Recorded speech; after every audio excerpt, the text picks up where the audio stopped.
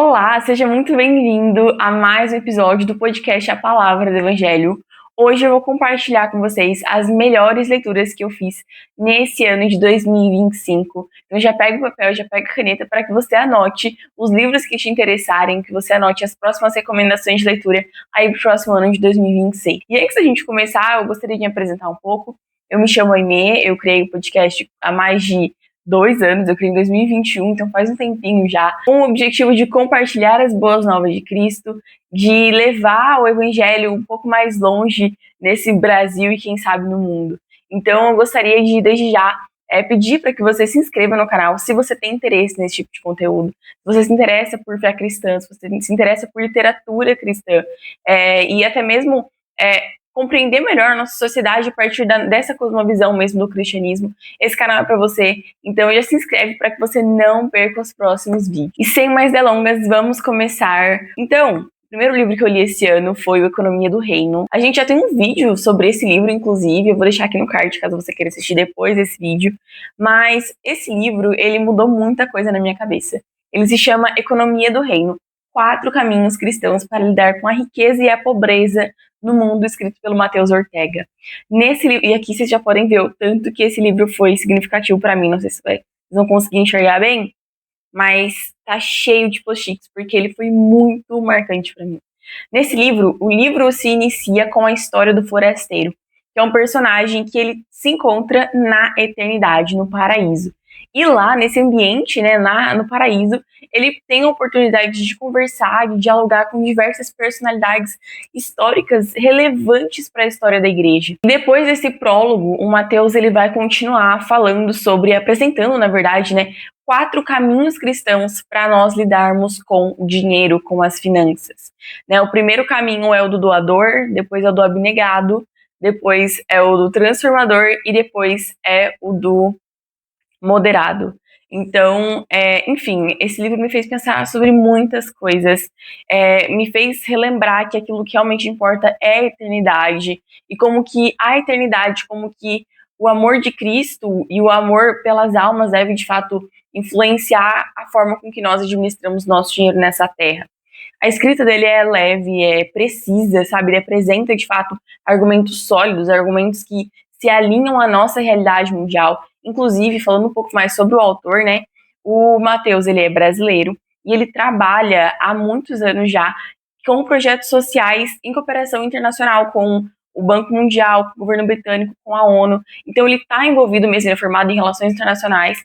Então, ele apresenta, é importante dizer isso, né? Que ele apresenta e contextualiza as finanças, né, esse mundo financeiro, a partir, primeiro, de um contexto, de uma visão brasileira, porque ele é brasileiro, mas também de uma visão de muita propriedade, porque ele trabalha com isso, né, ele lida com isso de forma muito direta. Então, eu recomendo demais esse livro. O segundo livro dessa lista é Uma Vida de Obediência, 7 Disciplinas para a Vida do Cristão, escrito pela Elizabeth Elliot. Quem me acompanha por aqui sabe que eu amo ela, a vida dela, a história dela, de fato me inspiram demais. Inclusive, a gente tem um vídeo sobre a biografia dela, vou falar um pouco mais sobre isso no decorrer do vídeo. Mas nesse livro aqui ela apresenta 7 disciplinas que um cristão deve ter. Eu vou ler aqui as principais disciplinas, né, que ela fala a respeito nesse livro.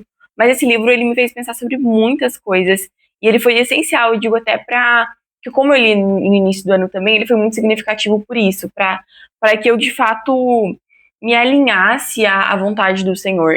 As principais disciplinas que ela fala aqui, ela vai falar da disciplina do corpo, a disciplina da mente, da posição, do tempo, inclusive, que capítulo interessantíssimo. Disciplina das posses, do trabalho e dos sentimentos. Eu não tenho o que dizer, assim, a Elizabeth, ela escreve com uma maestria, são muitos ensinamentos preciosos a partir desse livro.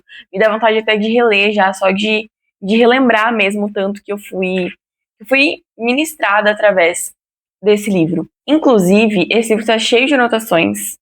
Eu vivo fazendo anotações. Caso vocês queiram um vídeo sobre dicas de leitura, dicas de anotações, deixa aqui embaixo nos comentários para que eu saiba e considere fazer um vídeo sobre isso no futuro. Continuando, falando agora sobre a Elizabeth, O terceiro livro dessa lista se chama Com Devoção, escrito pela Valerie Elliott Shepard, que é basicamente a filha da Elizabeth com o Jim. Nesse livro, a Valerie conta como os pais dela se conheceram, e é muito interessante, é muito lindo de ver as cartas que eles trocavam. Eles se conheceram mais ou menos na década de 40, 50, por ali. Então, no final da década de 40 e início da década de 50. Então, é lindo de ver como que eles trocavam cartas.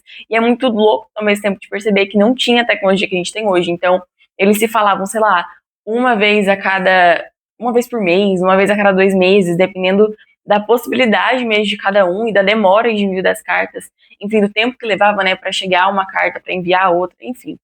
Mas é muito interessante perceber, acima de todas as coisas, como que Deus guiou eles nesse relacionamento, como que eles foram completamente liderados pela vontade de Deus, mas também, e o que mais me tocou, assim, foi perceber como que tanto a Elizabeth quanto o Jim, eles não estavam buscando a própria vontade, mas eles estavam buscando a vontade de Deus para a vida deles, sabe?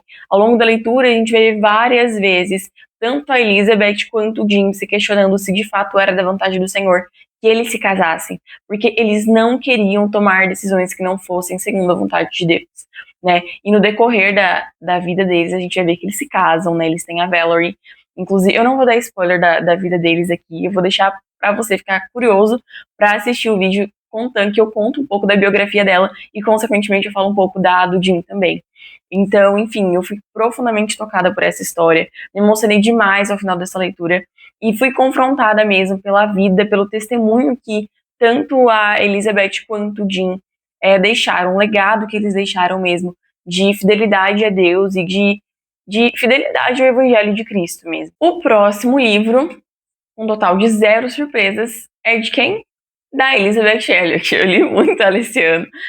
E o próximo livro se chama O Sofrimento Nunca é em Vão. Também li no Kindle.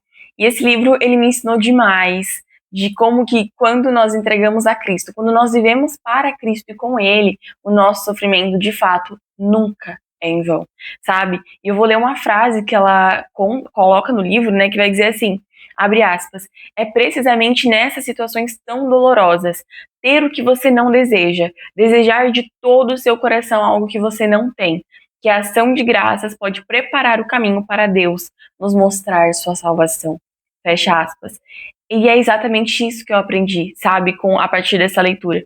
Claro, né, eu não me tornei uma gigante espiritual, mas eu digo, aprendi de fato de perceber na minha vida, no meu cotidiano, como que tudo aquilo que eu vivencio, até mesmo as experiências sofridas, as experiências dolorosas, são coisas que eu devo render ao Senhor, são dádivas que eu devolvo a Ele, porque tudo que eu tenho é dele. Então, se eu estou sofrendo, eu vou entregar o meu sofrimento a Ele. E nunca, nunca, nunca o Senhor nos deixa desamparados. É muito interessante também falar que a Elizabeth, ela sofreu muito na vida dela, sabe? Ela teve 3 perdas significativas, sabe? 3 não, perdão, ela teve 2 perdas significativas, que foram os 2 maridos dela. Mas assim, sabe, ela sofreu demais e ao mesmo tempo como que ela fala, né, que o sofrimento moldou o coração dela, no sentido de que o sofrimento permitiu que o Senhor, que ela se aproximasse mais do Senhor. E como que isso nas nossas vidas também pode ser uma realidade, né, se nós tivermos com o coração sensível mesmo à vontade e ao querer do Senhor para as nossas vidas, entendendo que Deus atua não só nos momentos felizes, nos momentos que são aprazíveis a nós, mas também nos momentos de angústia ou sofrimento. O próximo livro é mais um livro que eu queria muito ter físico aqui, mas eu não tenho, porque eu li no Kindle, que se chama The Hiding Place. Eu li ele em inglês, mas ele é traduzido é O Refúgio Secreto, escrito pela Corrie ten Boom. Esse livro é outro livro que me tocou demais, me tocou profundamente. Esse livro é uma história real, em que a Corrie, né, ela conta a história dela e de sua família, uma família judia que vivia na Holanda durante os tempos da Segunda Guerra Mundial. E assim que a Segunda Guerra Mundial começa, né, que ela eclode, a família dela decide abrigar os judeus nessa casa, na casa deles, e é por isso que se chama um refúgio secreto. E a partir daí a história se desenvolve, né, e não sei se é um spoiler, mas eles são descobertos, a casa é descoberta. E daí a história acontece. Assim, eu simplesmente posso dizer que é uma história conduzida pelas mãos do Senhor, sabe? A família dela foi usada pelo Senhor como luz em meio às trevas, sabe? Como pão em tempos de fome, assim. Eu fui muito tocada por essa história e eu recomendo para todo cristão, todo crente precisa, eu acho que assim, ser tocado mesmo pelo tanto que essa história representa, sabe? Não vou falar demais, porque senão vou dar spoiler, e daí eu vou estragar a experiência de leitura de vocês. E o último livro se chama Tomando Decisões Segundo a Vontade de Deus, do Heber Campos Jr., também li pelo Kindle.